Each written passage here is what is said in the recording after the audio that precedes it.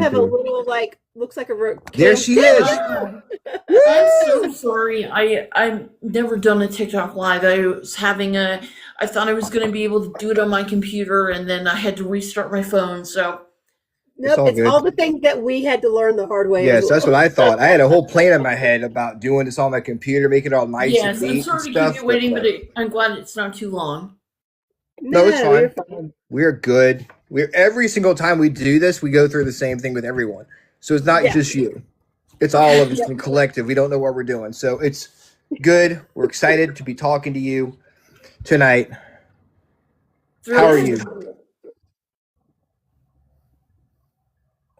How you doing tonight? I'm good. I'm actually this is my first like podcast or live that I've been on, so I'm really excited. And I'm actually we were panelists at the same convention a few years ago. So I think I was in your panel at GalaxyCon a couple years ago. Or was it Oh, Scare? Oh yeah. cool. Was it Awesome. the Yeah. Scarefest? Nightmare Weekend. Nightmare Weekend. That's right. Ooh. Awesome. Yeah, that was a lot of fun. I enjoyed doing that. Yeah, I hear rumors that the convention's not going to happen this year. However, it's one of my favorites. I hope they do bring it back. I hope so too. I heard last year it was kind of not many people showed up, but it was a bad weekend for them to do it. There's so much other stuff going on out there that there wasn't I very think many they got people booked coming to out. the book festival, and that's not a local convention, so they weren't aware. Mm. Yeah, I mean, yeah, but hopefully they do come back because it is a lot of fun. I know GalaxyCon is going on down there. Yeah, I've been a panelist at that too, and that's a super fun event. I actually submitted River City Haunted Tours to be a part of it this year. Was unfortunately declined, but we hope to be starting the downtown tours up pretty soon. Yay. I mean, you should try to get a table at Cabin Con.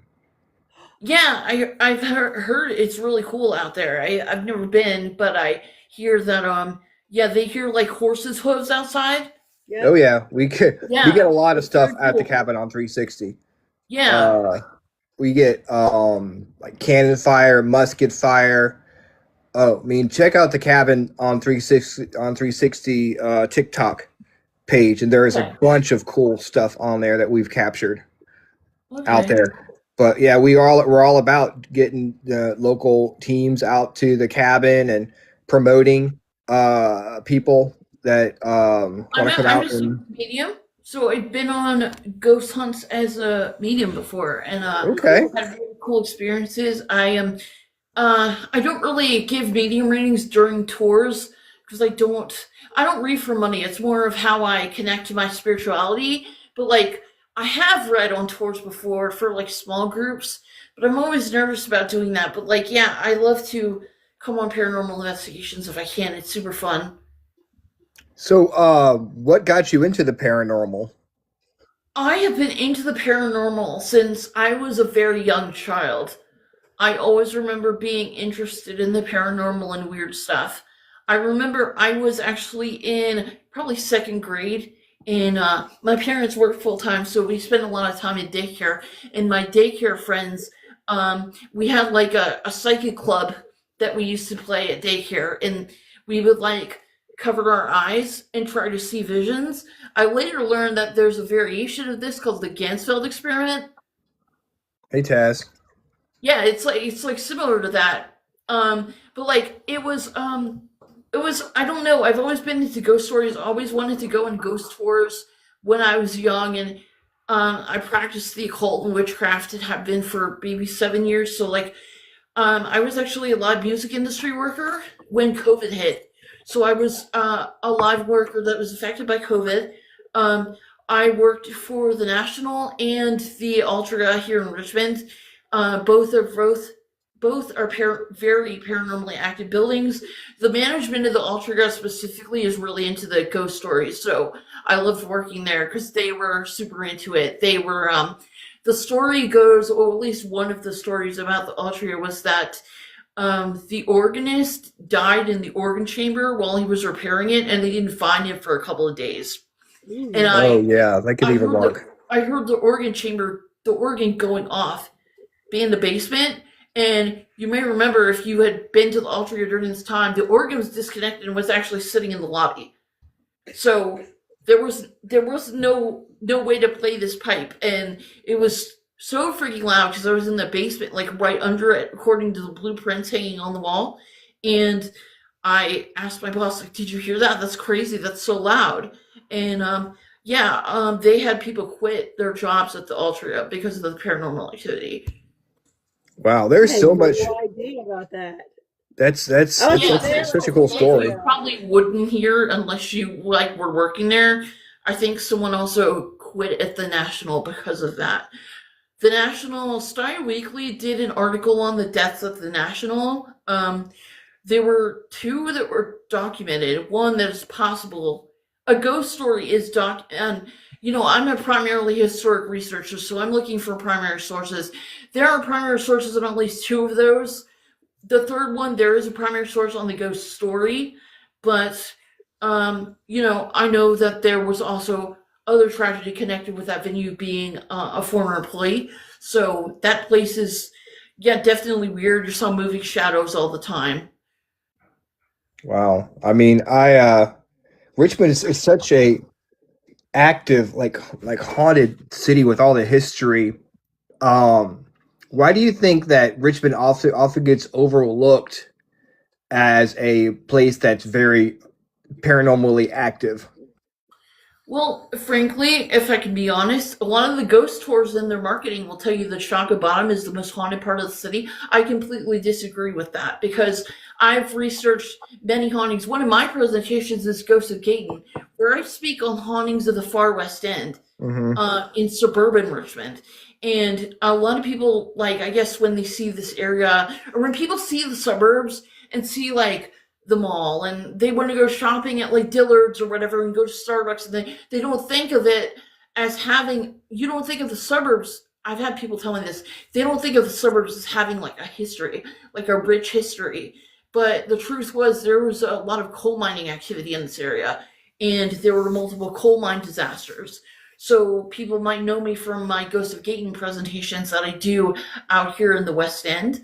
As far as Richmond being overlooked, I don't know. I know every time I'm downtown, I meet people that just moved to the city. It's a city in a growth development, so hopefully there will be more tourism.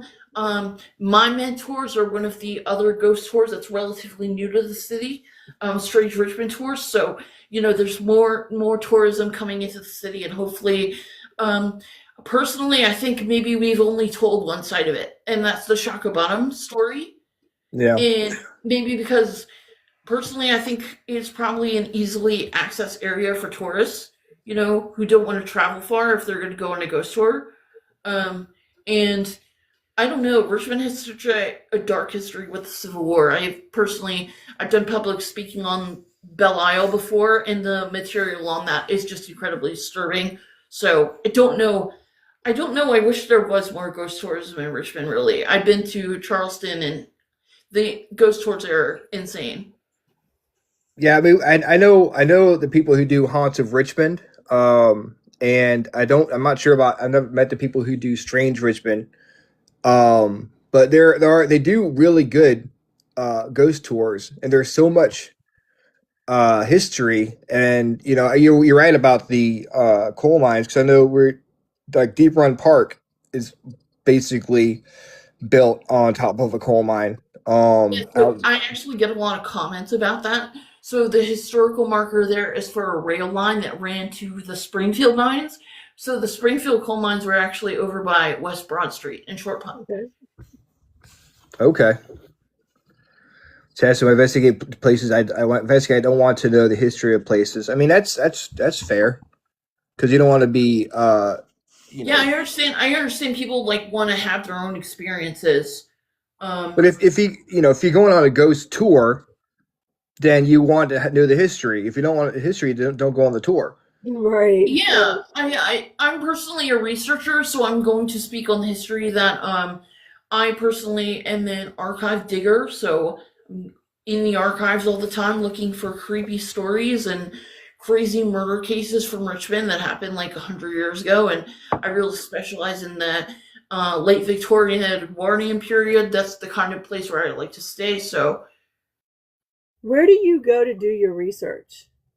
I have a subscription to newspapers.com, and I highly recommend that to anyone researching history because it's most newspapers across the U.S. Oh, that's cool. Okay. I do think, now that you say that, I do believe Jeff Belanger kind of recommended that too if you were a researcher. Yeah, So it's owned by Ancestry, so it's connected with the Ancestry family of software. cool. What's the craziest story you've come across in Richmond? Richmond, well, there's so many that I can think of, but one that I actually wrote down on my notes to talk about tonight is the drownings at the city dock. Now, this was going to be on one of our tours. That's not going to happen, but we would like to incorporate it on future events. So the city dock, which was where all the boats were docking in Richmond, shipping all the cotton and coal and tobacco, in front of, this was on Dock Street, which is where Dock Street got its name, and that was in front of, from 14th to 27th Street. So this dock ran the full length down to Rockets from Chaco, and it was right in front of the Tobacco Row buildings, and there were so many drownings from this dock. Basically, it was reportedly so dark down there, people could not see the edge, and they would just fall off. So you would just literally just step off. There was no fence or railing. It was argued to city council to put a railing around it, but they never did. It ended up, the escalation of this to city council basically ended up in more of an argument over dock fees than safety. And that time, they were looking at more money than safety, unfortunately. But yeah, I have a contact who's actually a mortician. I went and did a seance over at Tobacco Row. This guy who lives in Tobacco Row says he sees shadow figures walking on Carey Street every day. Ooh. Wow. So we know there's a ton of drownings over there, historically documented. A lot of people missing from Richmond, only to be found dead in the water weeks later. There were also murders and suicides connected to this dock. It was, the dock is definitely a part of the history of Richmond that I had never heard before. Yeah, What's I've the never time heard period? about that. Yeah. The time period was from the, I have it going back into the 1840s all the way up until the 1930s. And I think that dock fell out of use around 1940. That's Wow. scary. You just imagine just talking to your friends and just walk right off the dock Right. Yeah, and into it the was river, which is like, for electric lights, so it was extremely dark in downtown, and the only external light would have been like gas lamps. Right. man. You don't think about that stuff though. You think about like Civil War, and you don't think about the everyday stuff that happens downtown that could cause the hauntings. History from this time period, and Richmond's been a very shady place for a very long time. There's plenty of crazy, insane murder cases from the city. I've got a funny story, not really funny, but I was I was in my one of my ex-girlfriends had a apartment downtown in like an old warehouse, and we were downstairs in the basement area, messing around. And I was just right when I first started investigating, I joined, paranormal, and I had my phone with me. I'm like, let's do an EVP session. So I started asking questions, and I got a female voice came through. This is in the basement of the place, and the female voice came through. It sounded like she was crying, saying, "I want cocaine." Oh my gosh. Clear as day. I'm guessing she OD'd downstairs. Yeah. Yeah, that's terrible. It's really sad because you think about like the emotional residual from that. Yeah. I mean, it's the Richmond in the 70s was probably a pretty rough place. Yeah. I'm currently in my new tour. I'm working on the murder of Sue Hadley, which happened in 1919, I believe. She was, this woman was found dead in the river, identified as Sue Hadley, and it turns out that her husband went on the lam. He like ran out of the country. But it turns out that he'd been having an affair with a nurse at his hospital because he was an active army surgeon in World War One. So he was cheating on her with a nurse in the hospital, and he actually told everyone that she had died when they were traveling overseas. And then it turns out that her body was found in the river. He went on the lam, went out of the country, was finally caught months later, confessed to everything, not only killing her, but killing this other guy who was a doctor in the hospital who knew about his affair, who he claimed to be stalking and harassing him. And he got the electric chair in 1921. It's a totally wild story. This is going to be on our tour. And then I went down a whole rabbit hole of researching the first electrocution by electric chair, and that's a whole nother horror story. Wow. Well, you know what's that's you want to tell it? Yeah, so William Kemmler was a axe murderer who was convicted in 1889, I think. He had murdered his wife with an axe. She had 31 gashes, and the electric chair was new at this time. It was actually invented by Thomas Edison. Thomas Edison was one of the inventors, and it was deemed, I had to actually have an attorney help me research this and kind of explain it to me. It was deemed cruel and unusual punishment to kill people by electrocution. It was very controversial at the time. And it was actually escalated through the court system. It went to the Supreme Court, had a Supreme Court hearing, but it was allowed. And it turns he was to die in the new electric chair, and it had been tested on animals at the time. This was obviously a time before animal rights are really horrible, but like it was thought that 1700 volts would be enough to kill him, but it was not. So he was actually shocked once for 16 seconds, a second time for 20 seconds, the third for 4 minutes. The autopsy showed that he had burns through his body.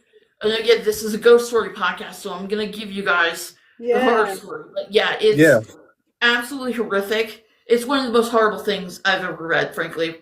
And it was decried by everyone. It's torture, barbaric, horrific, but still continued to happen. Wow. I mean, that's terrible. But he did kill his wife with an axe, so you know that it sucks.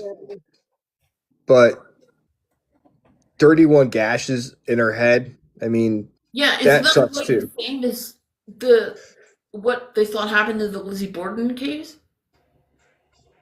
Yeah, around the same. Yeah. Tell you what, man. Yeah, axe murderer. That means, man, you're serious. If you go after someone with an axe, you definitely mean business. Yeah, axe murder was pretty common at this time. My historian friend told me, it was a common tool people had around the house. So, yeah. It was just there to kill people with. It's going to get the job done, because a knife, it might not work. But an axe, it's going to... Yeah, we've actually done a attempted murder with an ice pick that happened near the Poe Museum. So, as far as the Poe Museum being a horror story, there's another horror story from on that same block. I believe it was on that same block. I wonder if Richmond's crawling with ghosts. Yeah. People getting killed with axes and pick crazy. Like ice picks. Ice picks. Yeah. And tell you what, if you kill someone with an ice pick, you really want them dead. Yeah, I think it was a married couple, and I saw that they did get a divorce after this happened, so at least she got out of the relationship. Yeah. I can see how that would be kind of irreconcilable differences. Well, you try to kill me with an ice pick, so I don't think this is going to work out between us. Yes. Man, and think about all the people who've died from drug overdoses and murders. I mean, I remember back in the day, like talking about going to was it Churchill or Gilpin Court? Yeah. I figured if I showed up in Gilpin Court, I would be dead just by stepping outside my car. It's not as bad as they say it is, but when I was a kid, man, whew, that was scary. Yeah, Richmond, it's got a lot of darkness. I think a lot of people comment they feel dark energy in Shaka Bottom and in parts of downtown. A lot of people comment when I have done my Ghost of Gaten presentation. A lot of people comment that they feel weird driving through the Gaten area, which I is would attest to that. I would agree with that. yeah. I have actually been interviewing. Spent about 2 years interviewing local residents. The reports of paranormal activity out here, insane. I've actually heard that my neighborhood is one of the most haunted, and I've interviewed 2 people who live on my street. Really? What neighborhood do you live in? Not, you know, In the or what Raintree area? neighborhood, so Raintree. So we're Okay. not actually near the haunted mine area. We're very shortly distanced from it, but we're not like on top of a mine. But there are homes built on top of mines. This is the thing. There's maps showing where it is. So and they have foundation issues and all this stuff. There was a big. I've seen some of the court proceedings from the 1970s about developing this area on top of mines. It went ahead anyway. I'm really surprised. I didn't know there was mines there. I'm just really new to the fact that there were mines in this area at all. Our friends over at Shadows Abound were telling us about the coal mines in Midlothian. So I'm not surprised. Richmond sits on what's called the Richmond coal field, and it actually extends across the river up into the Henrico area. So they were mining in Henrico in like the West End as well. I'm really surprised that they haven't had a house fall in one of those mines. Like, you've heard about Gaten Crossing?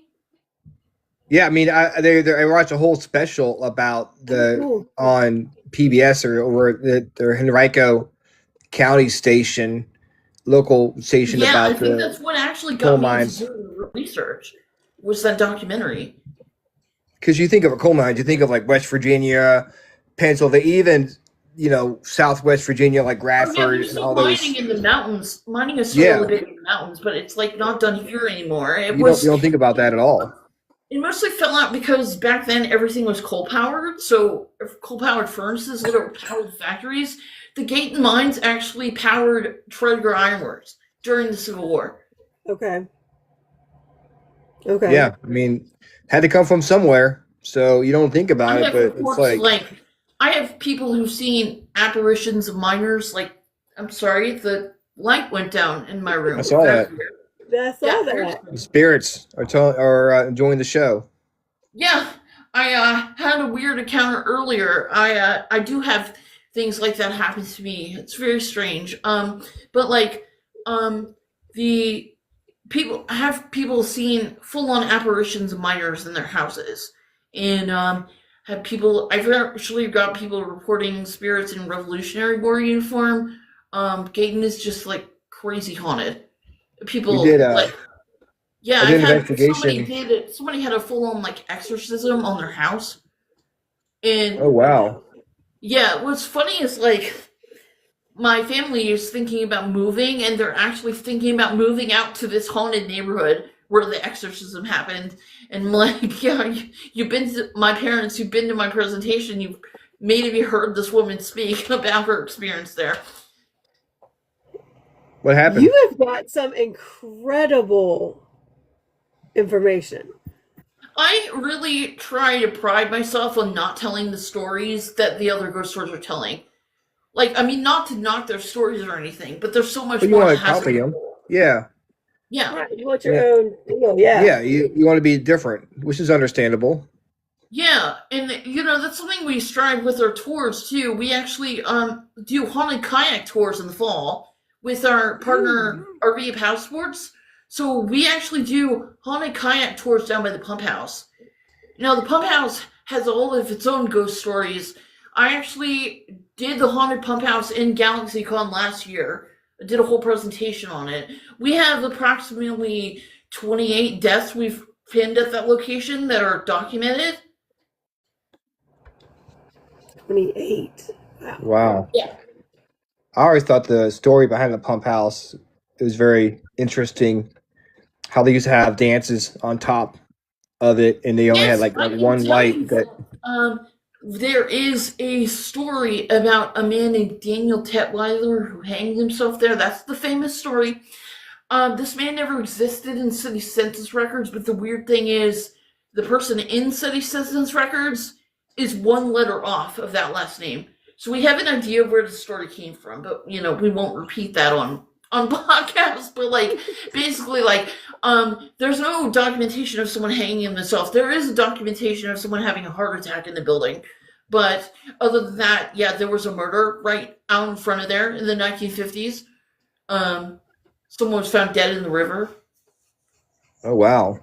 I'm kind of surprised there wasn't more deaths. A lot of drownings in Bird Park, actually. There was a whole ice skating lake collapse in like 1905 in Bird Park, which is why I actually did a video that went sort of viral as my content creator with River City Haunted about like why people shouldn't skate on the lake when it was frozen during the ice storm.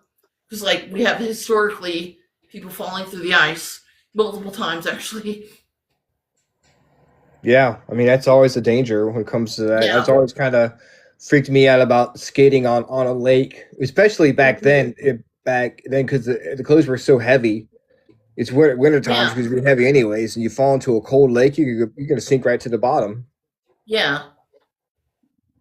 Wow, I love hearing these stories, man. I love hearing, not hearing about people dying. That's kind of morbid, but I find it very interesting that these stories about learning about Richmond, because there's a lot of stuff we don't know.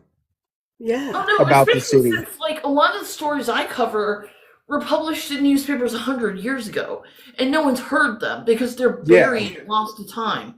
And unless like, you get a membership to newspaper.com. It's like Sue Hadley's murder dominated the headlines in like 1920, but obviously it's been years since then.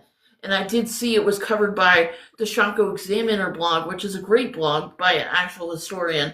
But like, other than that, a lot of these stories have been lost to time.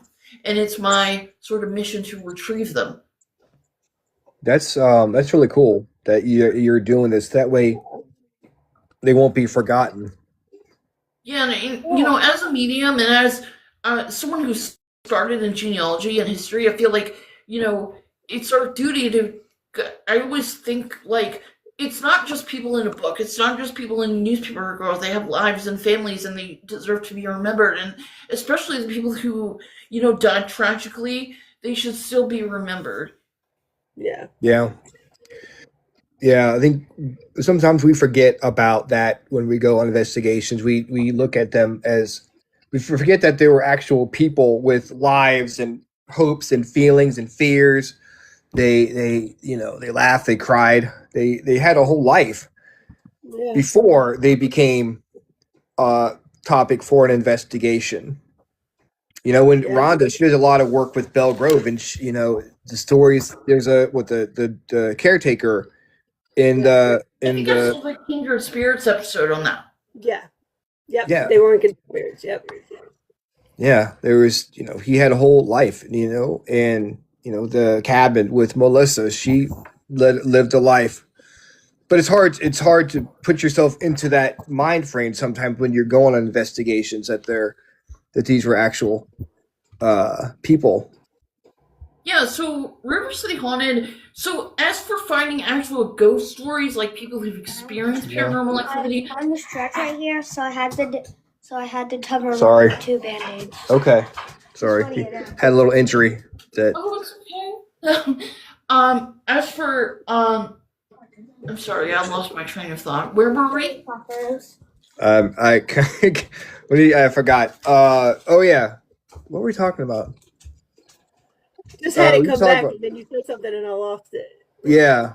RJ came in and totally lost what I was talking about. I think we're talking about just the fact that we're dealing with actual people. Yeah. Yes, it's always important to like humanize the stories. I don't want to ever think of like a ghost as like someone who is just like, I don't know, there's someone who has some sort of trauma. I feel like, maybe like I was actually debating this at Hanover ParaCon last year. I met someone and he was talking about, the theory of unfinished business with ghosts is people having regrets. And I said, is it possible to live without regret? Is that even possible as humans?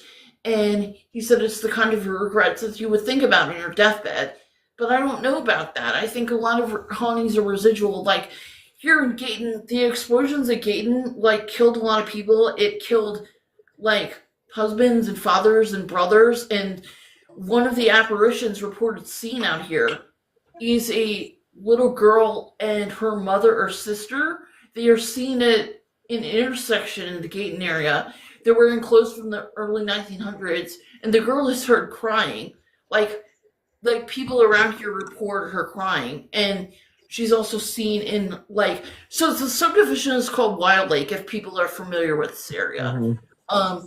Wild Lake is a very haunted subdivision. I've got plenty of reports from over there. That's actually on a mine reported. And I think about this little girl and her mother, and I personally think they might have been family members who lost someone in the mine. If they were wearing clothes from the early 1900s, they might have been living out here at the time. And that's the interesting thing is when people report apparitions in this area, they're wearing clothes from that time period.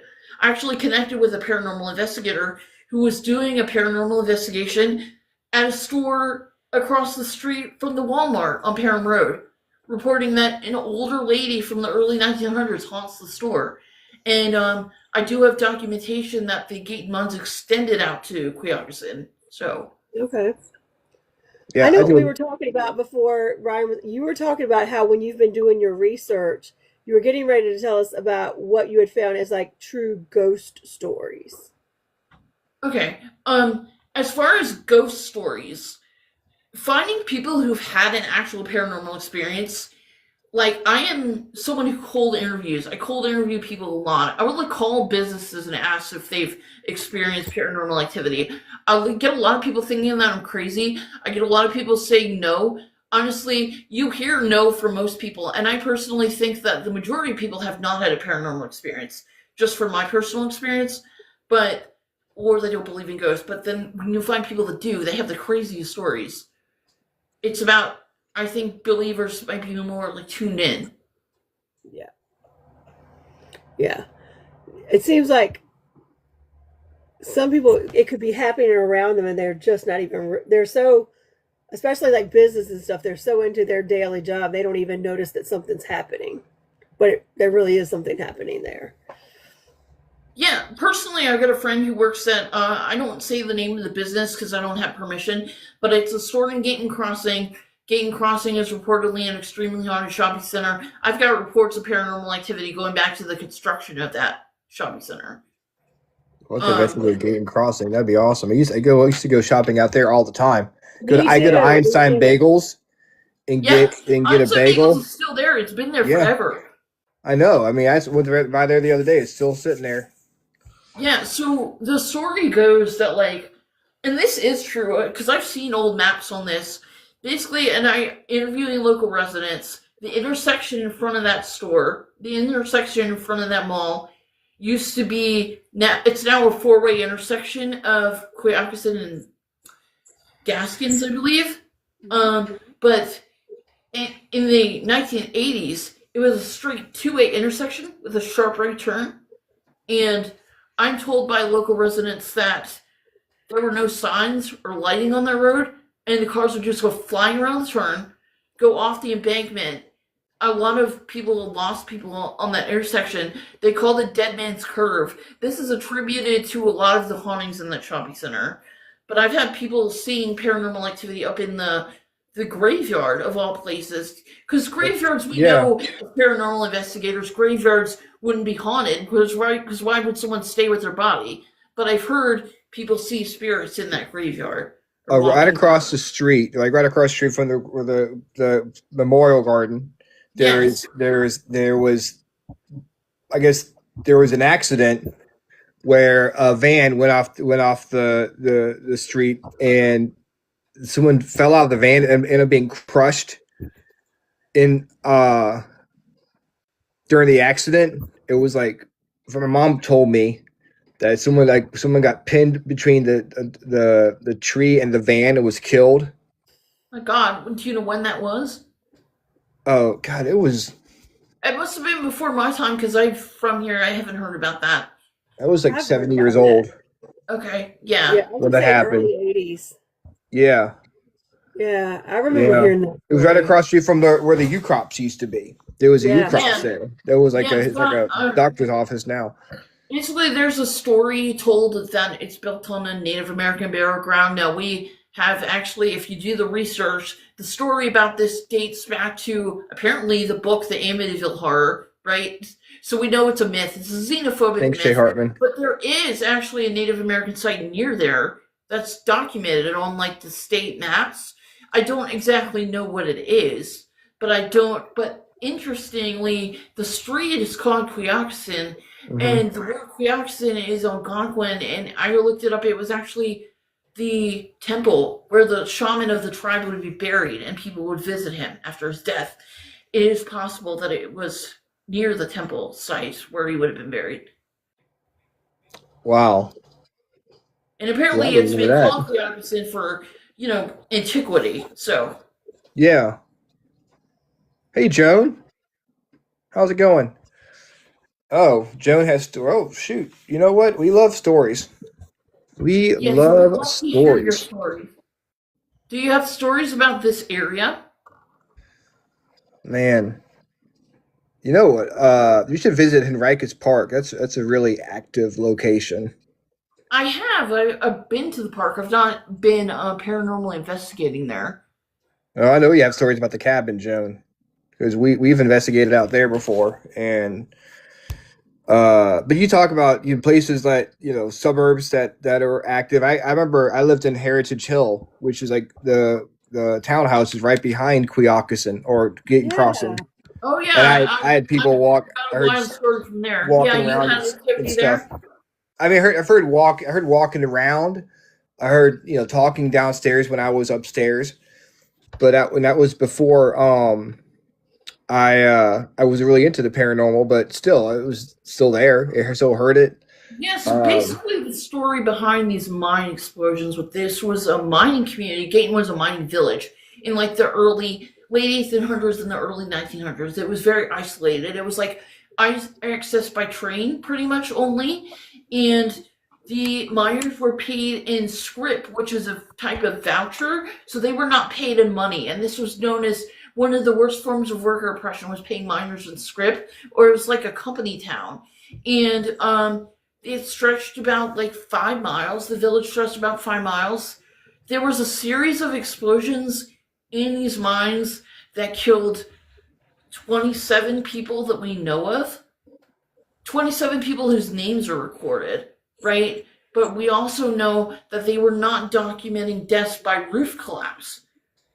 And we also know that they only started recording mine disasters in Richmond after the Bright Hope explosion, which I don't know if it was Bright Hope, I can't remember. It's the one in Midlothian Mines Park where the shaft collapsed on people and they were trapped inside. That was when the disaster started being recorded in Richmond.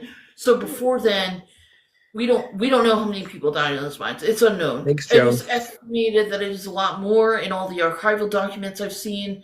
But we know that the state shut down these mines. They were deemed too dangerous to continue operating. And all the lives lost there. It was, again, a very small village with about 500 people living there. So you would have think that it would have sent shockwaves through those 500 people. The miners were living there with their wives and children. So there's actually an account of the explosion at Gayton, and all of the women and children and mothers gathered around the mine, like crying as the corpses were brought up. It's absolutely so devastating. Wow. Oh my God. Do you think of the residual impact, and like it makes sense like why people are having these experiences out there today? Yeah, there's so much energy like with that, people dying in such a terrible manner, and the sadness that goes along with it, just because like it happened over and over and it was not intervened. They actually got off court charges in 1911.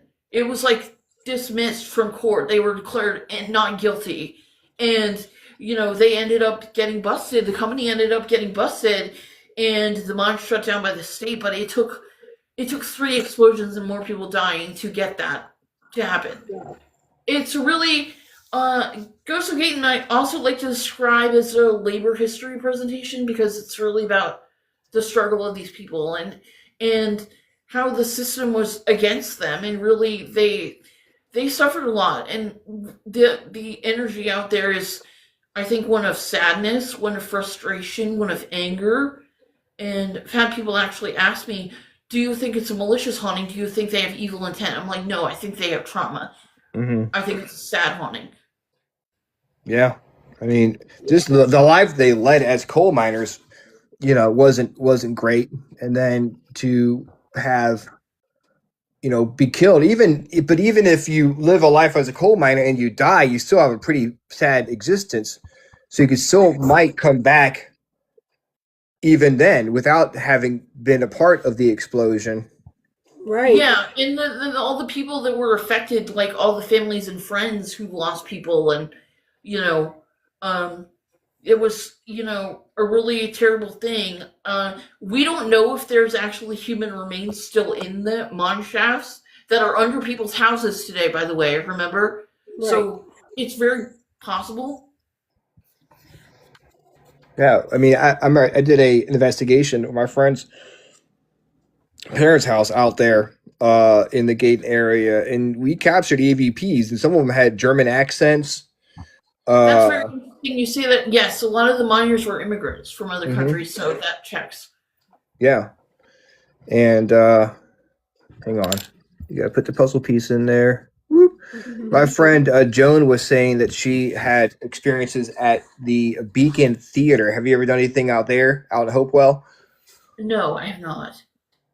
Heard it's pretty active. I did attend Paracon this year as well, Paracon 2026, just a few months ago. What? And, yeah, that's a crazy active building. It was really cool. Hanover Tavern? One of my ghost tours, who is a professional actor who's done plays at Hanover Tavern, said they all experience stuff every time they're there.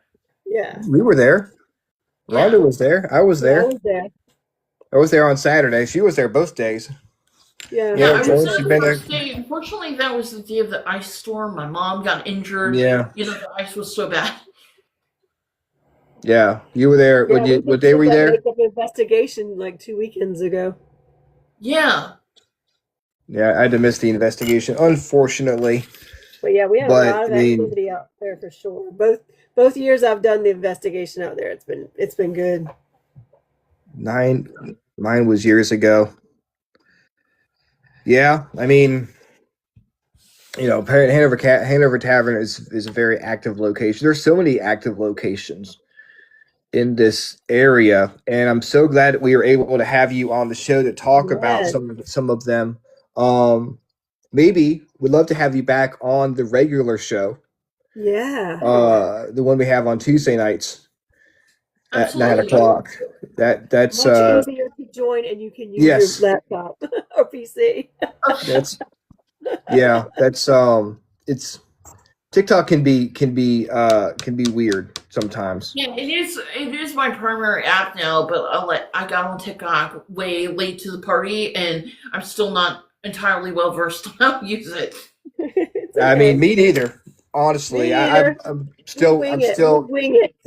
We're still trying to figure stuff out. TikTok is so interesting to me because I don't understand the Gen Z TikTok culture at all. I don't know if it's an age thing, but like a lot of stuff on TikTok just like throws me for a loop. Yeah. Yeah. I find sometimes if I wake up in the middle of the night and I can't sleep, I'll go on TikTok, and some of the things I see, I'm like, people. Oh, did you notice the algorithm flips to like creepy stuff after like 10 p.m.? Yes. Yeah. Like weird stuff. I think it's programmed that way. It seems like because their user base would love that. So yeah. Yeah, I noticed that too. Like, oh, this is kind of interesting. This is that's for sure. Well, I want to thank you for joining us tonight. I know we have a whole bunch of other stuff we could talk about, so many different stories to tell, which is why we're going to have you back on in the future, and we'll set something up and look forward to it. I want to go on one of your tours too, for sure. Yeah, when do you tell us about your tours and when they kick off and how people can sign up? I haven't.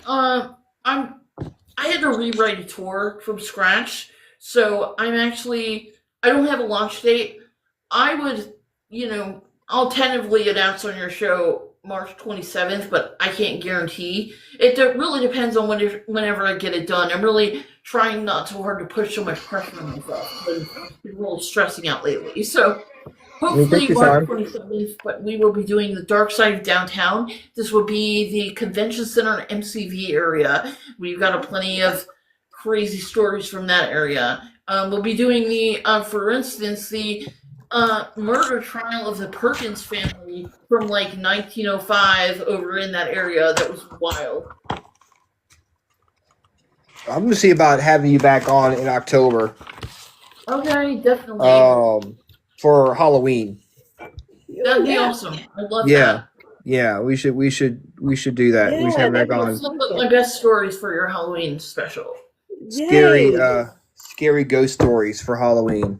Yeah, we'll definitely tell the Seance at Tobacco Road story. Yeah, I was going to ask about that. I'm glad now I didn't. When you said seance, I was like, "Ooh, what happened?" But I'm glad I didn't ask. We can save that for. It's a teaser. Yeah, I'll definitely save it for you. We might be doing more in the future. I'm definitely interested in doing some more to see what's going on there. Yeah, for sure. I've met people with a haunted apartment over there, so.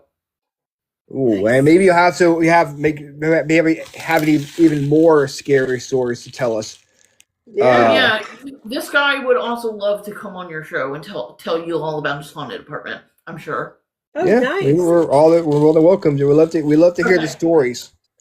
But thank you so much for coming on, and we will be back this Tuesday night with someone Rhonda knows. Someone named Katrina Cooper is joining us on the Freakin Awesome Paranormal Show. Tuesday at 9 o'clock. We'll be back here. Same freaking awesome time. Same freaking awesome show. Thanks everyone for watching. See you later. Check out River City Haunts. River City Haunted. Check out her tours. Go give her a like. Follow her. It's going to be awesome. Thank you, Darren, for watching. Yes, I'm at River City Haunted RVA on TikTok, and my website is rivercityhaunted.net. River City Haunted RVA on TikTok. Go check her out. Give her all the likes because she's awesome. Yep. Thank you, Darren, for watching. Thank you, Lois. Thank you, Joan. Thank you, everyone, for checking us out. Be back on Tuesday night. See you then.